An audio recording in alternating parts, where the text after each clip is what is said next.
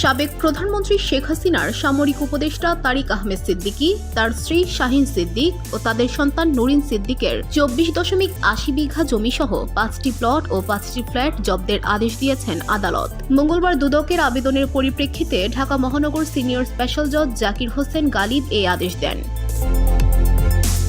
জব্দ সম্পদের মধ্যে বাড়িধারার ডিওএইচ এর 7 তলার দালান বাড়ি, একই এলাকার 7 তলা ভবনের 5 থেকে 7 তলার 3টি ফ্ল্যাট, একই এলাকার 3600 স্কয়ার ফিটের 4টি কার স্পেস সহ 2টি ফ্ল্যাট, পূর্বাচলের নতুন শহরে 20 কাঠা জমির 4টি প্লট, বসুন্ধরা আবাসিক এলাকার 1টি প্লট।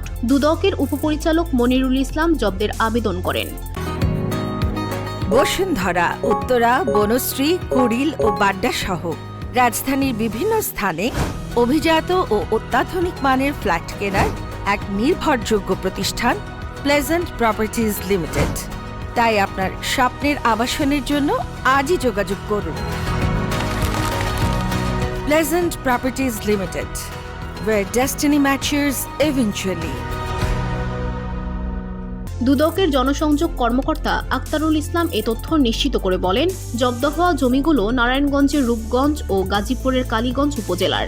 আবেদনে বলা হয়েছে, সাবেক প্রধানমন্ত্রী শেখ হাসিনার সামরিক উপদেষ্টা তারিক আহমেদ সিদ্দিক, তার স্ত্রী শাহীন সিদ্দিক, তাদের সন্তান নুরিন সিদ্দিকের বিরুদ্ধে জ্ঞাত আয় বহির্ভূত সম্পদ অর্জনের অভিযোগ অনুসন্ধান চলমান রয়েছে। অনুসন্ধানকালে জানা যায়, তারা স্থাবর সম্পদগুলো অন্যত্র হস্তান্তর, স্থানান্তর বা বেহাত করার চেষ্টা করছেন। অনুসন্ধান শেষ হওয়ার পূর্বে সম্পদ হস্তান্তর বা স্থানান্তর হয়ে গেলে অনুসন্ধানে ক্ষতির সম্ভাবনা রয়েছে। VOD Bangla news desk.